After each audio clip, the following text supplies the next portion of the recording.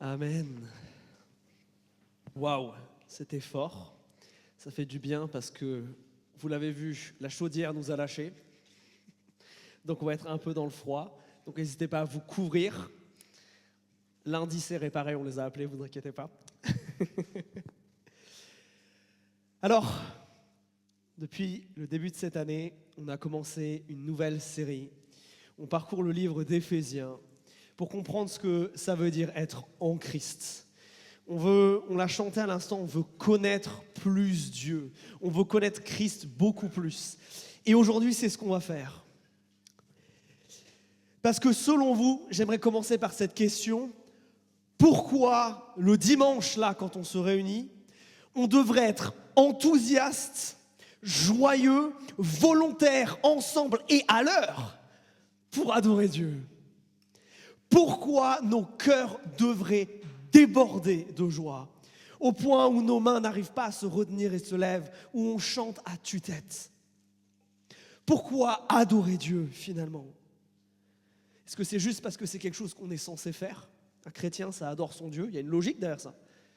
Ou alors est-ce que c'est parce que Dieu, il est Dieu, il mérite quelque part notre adoration, alors on l'adore pour ça? Ou est-ce qu'on le fait par pression de se dire, non, il faut que je le fasse, c'est un devoir et si je ne le fais pas, je ne sais pas, Dieu va peut-être être fâché? Pourquoi on a envie d'adorer Dieu? Tout ce qu'on va voir maintenant, ce dimanche et dimanche prochain, a un seul but, répondre à cette question. Pourquoi on devrait exulter d'allégresse quand on est ensemble? Alors, je veux vous inviter à ouvrir vos Bibles de nouveau dans Éphésiens chapitre 1. Parce que je crois que adorer Dieu pour qui il est, c'est important, que c'est vrai que c'est un devoir pour nous les chrétiens. Mais la motivation principale qui devrait nous pousser à crier de joie, elle n'est pas là. Je veux d'abord vous faire observer quelque chose. Regardez où se situe le verset 3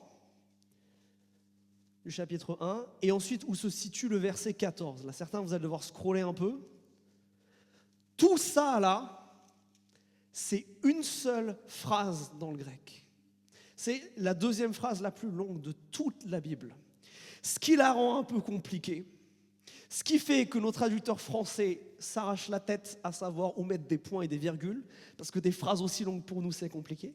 Et c'est pour ça que aujourd'hui, je vais nous aider un petit peu, parce que je vais avoir le texte sur le diapo. Alors regardez, commençons à lire ce verset 3. Qu'est-ce qui nous dit ce verset 3? Béni soit le Dieu et Père de notre Seigneur Jésus, qui nous a bénis de toute bénédiction spirituelle dans les lieux célestes et dans le Christ. La raison numéro 1 pour laquelle nous devrions sauter de joie, c'est parce que Dieu a déjà fait quelque chose pour nous. Il nous a déjà bénis. C'est un mot hyper fort, bénir. C'est un mot pour dire que quelqu'un a fait du bien, a dit du bien. Voilà ce que Dieu nous a fait. Et dans tout ce texte-là, dans tous ces versets, des versets 4 à 14 là, Paul, il va nous donner 4 exemples, 4 choses où Dieu, il nous a bénis particulièrement. Alors regardez, il y a une petite intro dans ce verset 3. De quel type sont ces bénédictions? On nous donne 3 choses. D'abord, ces bénédictions, elles sont spirituelles ou du Saint-Esprit. Deuxièmement, elles sont dans les lieux célestes. Et troisièmement, elles sont dans le Christ. Et ça, c'est tellement important. Dieu, il est là et il nous a déjà donné des bénédictions spirituelles. Pas des bénédictions matérielles. Oh, ça ne veut pas dire que je ne peux pas prier Dieu pour mes besoins.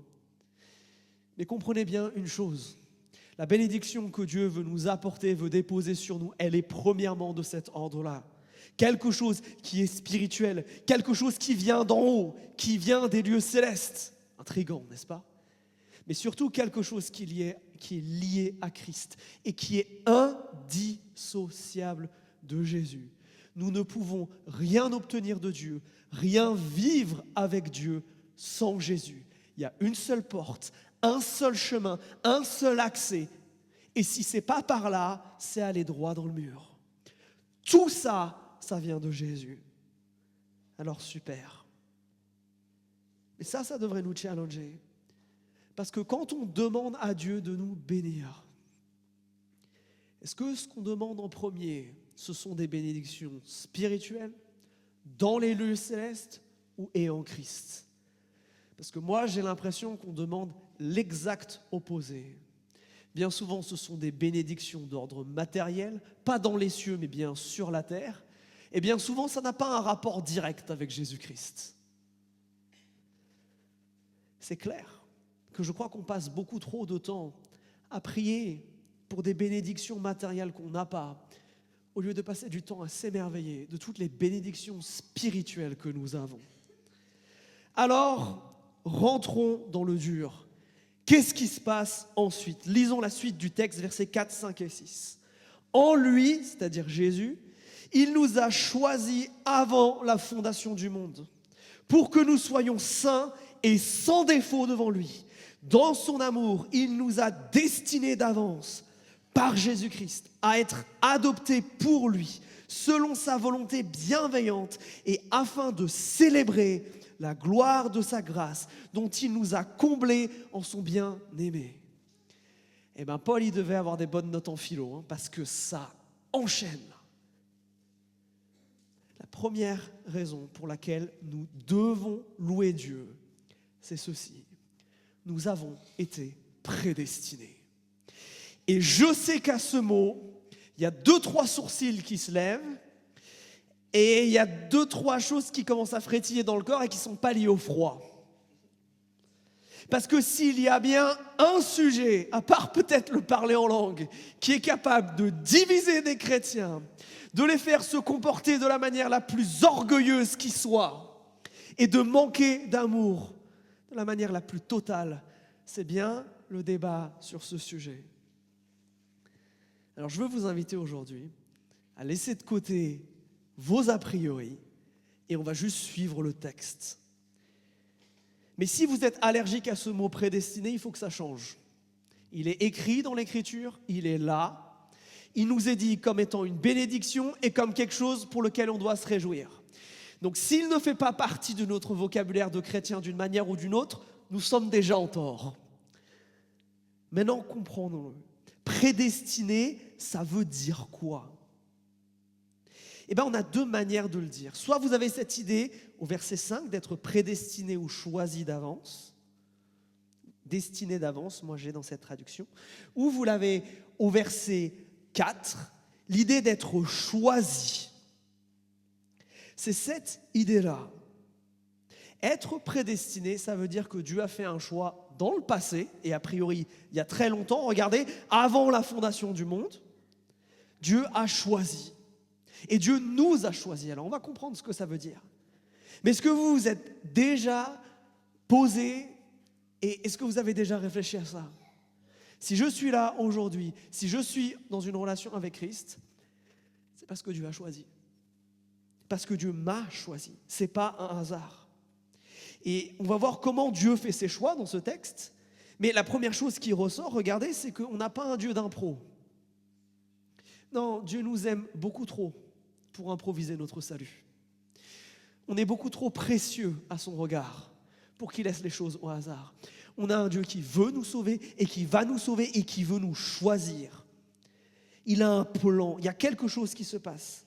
Et c'est quelque chose, ça, qui devrait nous réjouir profondément. Nous avons un Dieu qui tient dans ses mains le temps de regarder ce qu'il y a au verset 4, de la fondation du monde, à même a priori jusqu'à ce qu'il y a dans l'avenir, dans ce qui est destiné d'avance.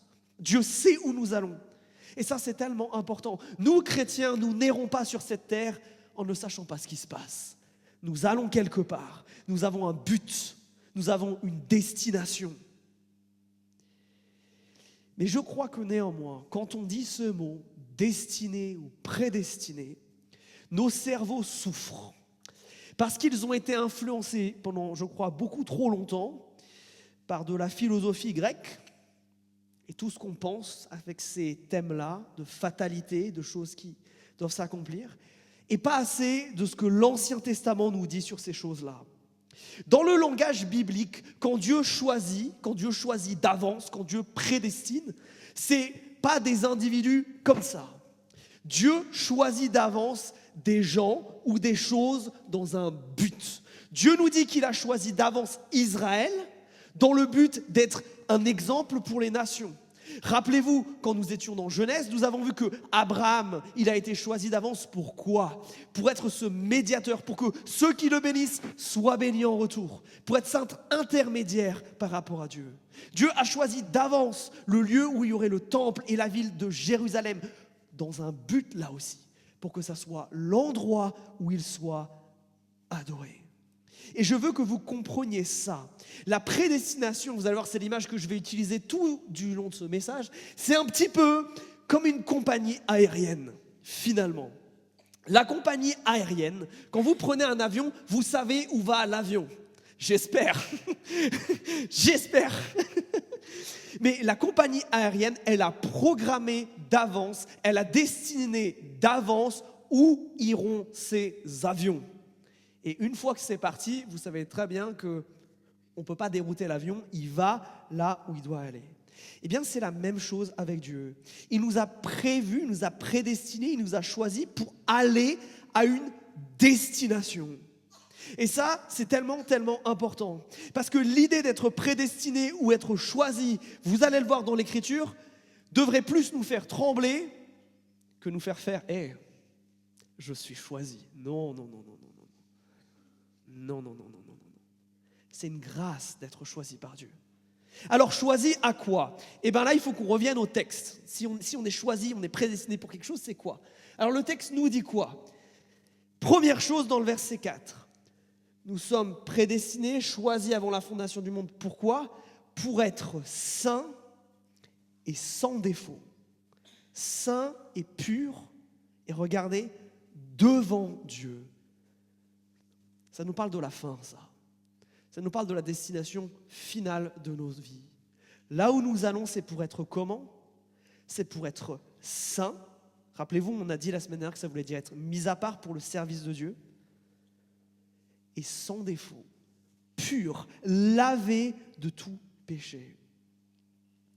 Et ça, c'est incroyable. Parce que si vous êtes chrétien, votre plus grand problème aujourd'hui, c'est la salissure du péché. C'est que même aujourd'hui, nous nous présentons devant Dieu alors que dans nos pensées, dans nos actes, on a tous péché cette semaine. S'il y en a un qui ne l'a pas fait, moi je veux savoir comment il a fait. Mais on se présente encore devant Dieu comme ça. On se présente aussi fatigué parce qu'on a dû lutter pour ne pas tomber dans la tentation, pour ne pas tomber dans le péché. On a dû lutter avec des pensées intrusives. On a dû lutter avec des voix qui nous disent des choses fausses sur nous-mêmes. Et ça a été dur. Mes amis, ce que ce texte nous dit, c'est que là où Jésus nous amène, il n'y a plus ça.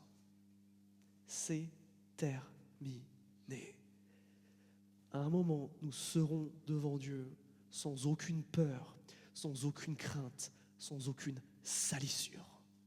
Parce que nous serons absolument sans défaut. Incroyable. Ce moment arrivera. Vous pourrez vous tenir devant le roi des rois et ne pas être terrifié et ne pas penser à tout ce que vous avez fait mal parce que vous serez complètement, littéralement pur, le corps resplendissant et ressuscité avec l'impossibilité de se salir à nouveau. Jésus à la croix nous a pardonné la punition du péché. Jésus nous délivre aujourd'hui de la puissance du péché. Mais ce qui arrive demain, c'est bien plus grand. Il nous débarrasse carrément de la présence du péché. C'est terminé. Enfin les luttes cessent. Enfin la peur se tait. Et ce qui est tellement bien, c'est que même si cette chose, elle n'arrivera véritablement qu'après, que la présence du péché, mes amis, dans cette vie, il va toujours falloir se battre contre le péché. Je suis désolé de vous l'apprendre pour ceux qui ne l'avaient pas encore réalisé. Mais la bonne nouvelle, c'est que Christ est vainqueur. Et que dès aujourd'hui, la puissance du péché commence à s'amoindrir. Parce que Christ est mort à la croix. Et si vous vivez ce que vous avez chanté tout à l'heure en disant « Christ vient régner », vous allez voir la puissance du péché fondre dans votre vie comme neige au soleil.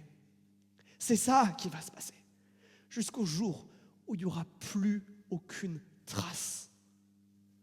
Où notre cœur sera complètement javélisé. Donc on est prédestiné à quoi quand on est en Jésus-Christ ?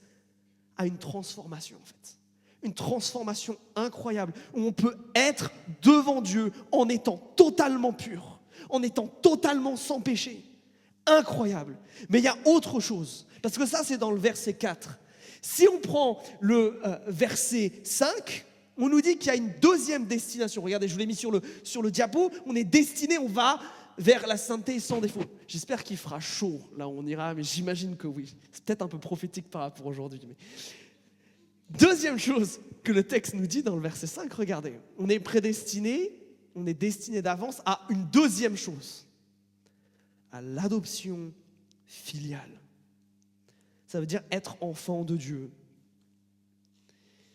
Alors vous allez peut-être me dire, mais Quentin, je croyais qu'on le chante des fois souvent à l'église, on est enfant de Dieu. Pourquoi tu nous dis que c'est quelque chose qui est dans le futur? On est enfant de Dieu, j'espère. En fait, la Bible, elle en parle comme ça, regardez. Comme quelque chose qui commence maintenant, mais qui n'est pas encore pleinement accompli. Paul il dit dans Romains, car nous aussi nous avons reçu l'Esprit comme l'avant-goût de la gloire de Dieu. Nous gémissons du fond du cœur en attendant d'être pleinement établis dans notre condition de fils adoptif. Qu'est-ce que ça veut dire ça? Quand Jésus est mort à la croix, il a signé les papiers d'adoption. Ça c'est fait. Mais vous savez que, peut-être vous avez connu ces histoires où il y a une famille qui décide d'adopter un enfant qui vient d'ailleurs. Il y a un moment où les papiers sont signés. Mais ce n'est pas la même chose que quand cet enfant il arrive à la maison. Oui, légalement, quand les papiers sont signés, l'enfant fait partie de sa nouvelle famille. Mais il se passe quelque chose de différent quand il rentre dans cette famille, quand il arrive dans cette maison, quand il se jette dans les bras de ses parents. Eh bien, il y a quelque chose de cet ordre-là. Jésus nous promet que quand on rentre dans les cieux, ça ne sera pas misérable. Ça ne sera pas en lambeaux comme le fils prodigue quand il revient à la maison. Ça sera couronné de gloire. On arrive en prince et en princesse dans les cieux. Quel honneur! Voilà ce qui nous attend.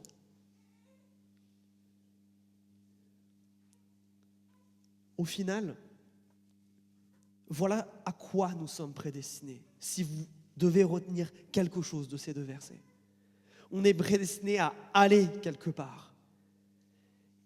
Et dans ce quelque part, il se passe deux choses. À la fois, on va vivre une merveilleuse transformation. Et à la fois, on va recevoir pleinement une identité qu'on commence déjà à vivre aujourd'hui. Parce que nous sommes déjà en Christ. Mais là, nous le verrons face à face. Alors ça, qu'est-ce que ça change pour toi? Eh bien, ça change tout. Parce que si tu sais où tu vas dans la vie, tu ne perds pas ton temps. Ta vie, elle a un sens. Tu sais pourquoi tu te bats. Tu sais que donc, vouloir être saint au service de Dieu, vouloir être pur devant Dieu, de vouloir vivre cette identité d'enfant adopté, c'est ta priorité dans la vie. C'est ça qui est important. Ce n'est pas la couleur de ton papier peint ou la taille de ton appartement. C'est ça qui donne du vrai sens à la vie et une vraie joie. Nous sommes de ceux qui pouvons dire dans ce monde, je sais où je vais. Qu'importe si tout va mal autour de moi, qu'importe si notre nation s'écroule, nous savons où nous allons. Et il y a peu de personnes qui peuvent dire ça. Et ça, oui, c'est une grâce comme il n'y en a pas d'autre. Mais ce que ça veut dire, c'est que ça transforme profondément notre rapport au péché. Tu n'as pas aujourd'hui à vivre avec cette fatalité du péché. Un jour, tu seras pur et ça commence aujourd'hui, ta transformation. Réjouis-toi parce que c'est ça la seule chose qui va arriver. Tu n'es pas condamné à vivre tout le temps dans le péché. Non! Ce vers quoi tu vas, c'est être totalement pur et c'est un chemin de progression. Si tu es en Christ, si tu t'accroches à Christ, tu vas le voir éradiquer le péché dans ta vie. Et ça, c'est tellement joyeux. Ne laisse jamais le mensonge de « j'y arriverai pas ». Dieu ne veut pas me délivrer, ou Dieu ne peut pas me délivrer, ou je n'arriverai jamais à changer, se transformer en malédiction dans ta vie parce que tu te mets à le croire. Jésus-Christ est venu pour éradiquer les œuvres du diable. C'est aussi simple que ça. Et c'est tellement beau. Nous avons la certitude que quand nous verrons Christ, les larmes qui couleront de notre yeux, ça sera que de la joie parce que tout ira bien avec lui. Amen. Mais autre chose, on a une profonde identité, on a une profonde valeur. Vous êtes appelés fils et filles. Je ne sais pas si vous luttez dans votre identité, c'est-à-dire avoir de la valeur. Parce que peut-être vous êtes dans un environnement où on vous renvoie que des choses négatives. Peut-être que vous luttez énormément avec l'image de vous-même. Mais mes amis, vous êtes enfants de Dieu et vous êtes prédestinés à être dans sa présence. Vous êtes des princes et des princesses. Vous êtes quelqu'un. Ne laissez jamais personne sur cette terre ou dans le monde spirituel vous enlever ça. Votre identité, elle est scellée pour de bon. Il n'y a personne qui peut la changer. Incroyable ça aussi. Ne croyez donc jamais les mensonges de Satan, les pensées intrusives ou les mots blessants des autres qui contredisent le fait que vous êtes enfant de Dieu, aimé par lui et où vous allez dans la sainteté. Ok, ça c'est beau. On est donc prédestiné à ça. Maintenant, deuxième question. On a vu, on est prédestiné à quoi ? Maintenant, on est prédestiné comment ? Comment Dieu il fait ces choix-là ? Ok, ils sont a priori par avance, mais est-ce qu'il y a autre chose ? Eh bien ça, c'est le verset 5 qui va nous y aider. Regardez.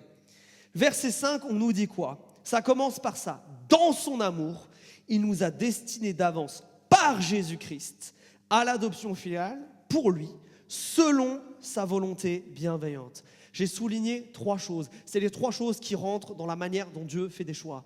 1, son amour. 2, Jésus. 3, sa volonté bienveillante.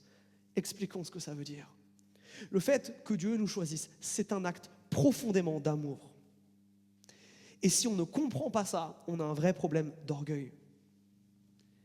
Si on devait prendre un avion, si j'utilise ma métaphore de tout à l'heure, c'est un avion pour être déporté en enfer. C'est un avion qui nous exclut, qui nous renvoie de la présence de Dieu, parce que c'est ce que nos actes méritent.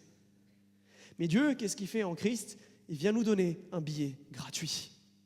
C'est un acte d'amour. Nous ne méritons pas ça, là. Nous ne méritons pas d'être prédestinés à. Pas du tout. Absolument pas. C'est quelque chose que Dieu fait par amour et pas par mérite. C'est par ses actions, pas par nos œuvres. Deuxième chose qui est dit dans ce texte, je vais les prendre un peu dans l'ordre. Après, il nous dit par Christ, mais je vais commencer par le 3e, du coup là. On nous dit aussi sa volonté bienveillante, sa bienveillante volonté. Ça, c'est tellement important. Le fait que Dieu veuille nous accueillir dans sa présence, vous savez, c'est pas un acte de condescendance, c'est un acte de bonté. C'est pas Dieu qui nous regarde et qui dit, bon, j'ai créé un monde, mais il se part en cacahuète, donc on va essayer de sauver les meubles. Non, c'est pas, bon, ils sont mignons ces petits humains, on va peut-être en sauver un ou deux. Non, ça c'est de la condescendance, ça c'est méprisable quelque part. Notre Dieu, parce qu'il est radicalement bon, il veut sauver. Le fait que Dieu choisisse, c'est un acte de bonté absolument incroyable. C'est parce que c'est la démonstration de son caractère quelque part. Vous savez, de notre point de vue, oui, on peut dire qu'on ne mérite pas d'être sauvé. Mais si on se place et on regarde les choses du point de vue du caractère de Dieu, ça serait totalement anormal pour quelqu'un de radicalement bon de ne rien faire pour sauver les humains. Et ça tombe bien, dans la Bible, ça nous raconte comment à chaque instant, Dieu essaye de sauver des gens qui ne le méritent pas. La volonté bienveillante de Dieu, c'est son cri du cœur en fait, qui dit « Mais je veux que vous me connaissiez pour l'éternité. Je veux être dans une relation éternelle avec vous, où vous serez mes fils et mes filles, et où le mal qui nous a séparés sur terre ne pourra plus nous séparer de l'éternité. » Oui, c'est ça le salut, c'est la bonté de Dieu qui s'exerce. Puis troisième chose, c'est par Christ. Et c'est sans doute le plus important. Vous l'avez noté, il y a eu plusieurs en lui dans ce texte. Là, il y a un par Christ. Tout est lié à Jésus. Comment on voit que Dieu nous aime ? Comment on voit qu'il veut nous sauver, qu'il est bon, qu'il a une volonté bienveillante ? Eh bien, c'est qu'il envoie Jésus, le moyen par lequel nous pouvons accéder à tout cela. C'est le Christ, quand il vient mourir sur la croix et ressusciter d'entre les morts, qui ouvre les portes de l'avion pour qu'on y embarque. Tout ça là, tout ce package, je peux le résumer par un mot. Grâce, cadeau, le fait de pouvoir aller dans cet avion qui me prédestine à la sainteté, à la pureté et à une identité avec Dieu, c'est un cadeau, c'est un ticket gratuit. Ce n'est pas moi qui l'ai acheté avec mon mérite ou en allant à l'église. C'est Jésus-Christ qui vient sonner à ma porte et qui me dit « Tiens ». C'est un acte de grâce. Donc, ce trajet-là, il n'est possible que par grâce, par cadeau. Mais il nous reste quelques grandes questions par rapport à la prédestination auxquelles on n'a pas répondu. Nous savons à quoi nous sommes prédestinés, comment Dieu prédestine, mais il reste une question. Qui est prédestiné? Qui a le droit de monter dans l'avion? C'est bien souvent cette question qui amène des tensions. Quand je dis « nous » depuis tout à l'heure, je parle de qui? Est-ce que c'est parce que vous venez à Vertical que vous serez là-haut? Non. Non. C'est qui, finalement, qui est prédestiné? Eh bien, la réponse, elle est absolument partout dans le texte. La réponse, elle nous est donnée par l'expression qui est la plus répétée au-delà même de versets 3 à 14 dans tout ce chapitre. C'est tous ceux qui sont en Christ. C'est être en Christ qui fait la différence. Regardez, je voulais souligner là, à quelques endroits. Il apparaît déjà 4 fois là, en 3 versets. Et il apparaît tout du long du texte. Ceux qui peuvent rentrer dans l'avion, ceux qui peuvent partir vers la destination que Dieu a choisie d'avance, c'est ceux qui sont en Christ. Mais ça règle pas encore le problème. Ok, nous sommes bénis en Christ, prédestinés par Christ et pour Christ. Mais du coup, comment on est en Christ? Et c'est là où malheureusement les chrétiens s'écharpent. Certains vont dire que tout ça, l'ensemble du truc, c'est quelque chose que Dieu a choisi d'avance et que tu ne choisis pas si tu vas dans l'avion. C'est pas seulement qu'on t'offre un ticket, c'est qu'on va te chercher chez toi et on te dépose dans l'avion parce que sinon tu ne serais jamais monté. Certains vont dire ça, mais je crois que ce n'est pas ce que le texte dit. Je crois qu'on a des indices sur comment on est en Christ dans ce texte. Premier indice, on l'a vu la semaine dernière.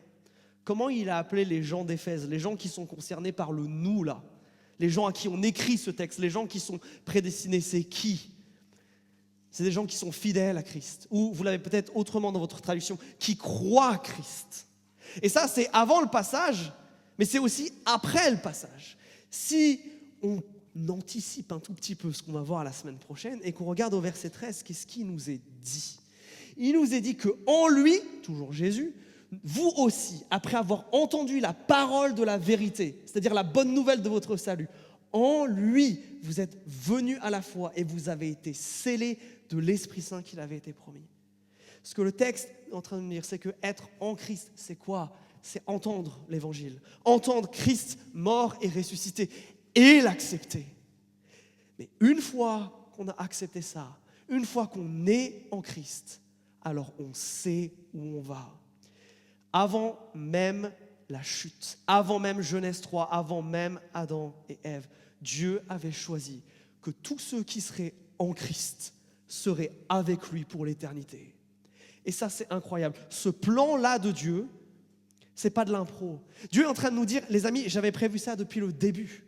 C'est pas, oh là là, les humains, ils ont fait n'importe quoi, vite, il faut que je prépare un truc. Oh, mais mon truc, il marche pas avec Israël. Bon, bah alors, je vais envoyer Jésus. Non! Depuis le départ, depuis bien avant la fondation du monde, Dieu avait prévu que tous ceux qui soient en Christ soient un jour avec lui. Et c'est pour ça que Paul, il nous donne ça comme une raison d'adorer Dieu, une raison de le célébrer. Notre Dieu avait tout prévu. Le moyen de salut qu'il nous a donné, c'est un plan qui est imbattable. Il est plus sûr que absolument tout. Si nous sommes en Christ, nous savons où nous allons dans cette vie. Nous avons une identité. Nous allons vivre une vie transformée par rapport au péché. Nous allons expérimenter la bonté, l'amour et la présence de Christ comme personne d'autre. Voilà ce qui se passe quand on est en Christ. Si je devais vous résumer un petit peu, finalement, ce qui est dit ici, c'est que Dieu n'a pas prédestiné qui croira en Christ, mais Dieu a prédestiné ceux qui croiront en Christ, où est-ce qu'ils iront? Il a précisé, j'ai oublié le mot destination, la destination de ceux qui croient en Christ. En fait, Dieu ne nous a pas prédestinés, n'a pas prédestiné qui croira en Christ. On est prédestiné quand on est en Christ. À partir du moment où on vient là, en Christ, où on passe les portiques de l'aéroport, où on rentre dans l'avion, on sait où on va. Et rentrer dans cet avion, être en Christ, c'est croire le message de l'Évangile. Et c'est aussi simple que ça. Alors, mes amis, ça devrait nous amener dans la joie. Est-ce que vous vous rendez compte que vous qui croyez au Christ, vous savez où vous allez? Vous n'avez pas à vivre une vie d'angoisse parce que je ne sais pas qui je suis, parce que je ne sais pas où je vais, parce que je me sens seul et abandonné. Toutes ces choses ne sont que des mensonges. Paul loue Dieu et c'est la première chose pour laquelle il loue Dieu. C'est parce que nous savons où nous allons. Et Satan, dans toute sa force, ne pourra pas nous arracher à ça. Et ça, c'est tellement bon. Et ça, oui, ça devrait être un motif de joie. C'est d'ailleurs pour ça qu'il termine le passage comme ça. La raison finale de toutes ces choses-là, c'est quoi? Afin de célébrer la gloire de la grâce de Dieu dont il nous a comblés en son bien-aimé. Savoir ça, vivre ça, ça nous amène à quoi? À célébrer Dieu, mais pas pour son contrôle absolu. Non, pour sa grâce. Parce qu'il a bien voulu de nous, parce qu'il a ouvert les portes grandes de cet avion, parce qu'il a distribué des tickets partout en disant tous ceux qui viennent à l'aéroport, tous ceux qui veulent rentrer dans cet avion, vous allez aller vers Dieu. La porte, elle est ouverte, c'est pas trop dur. Et c'est maintenant. Qu'est-ce que c'est réjouissant? Oui, nous sommes prédestinés. Nous avons été choisis par Dieu dans un but. Celui de paraître devant lui, transformé en tant que fils et fille. Et ce choix-là, c'est Dieu qui l'a fait, sur la base seule de son amour, de sa bonté, de son caractère. Ça n'avait rien à voir avec nous. Ce n'est pas Dieu qui s'est laissé attendrir par nos larmes par rapport au péché. Il n'a pas attendu ça. C'était déjà prêt. Pour que quand Christ vienne, si nous choisissons de mettre notre confiance en lui, nous sachons où nous allons. Alors mes amis, j'ai envie qu'on réponde à ce que l'Esprit Saint a inspiré à l'apôtre Paul ici.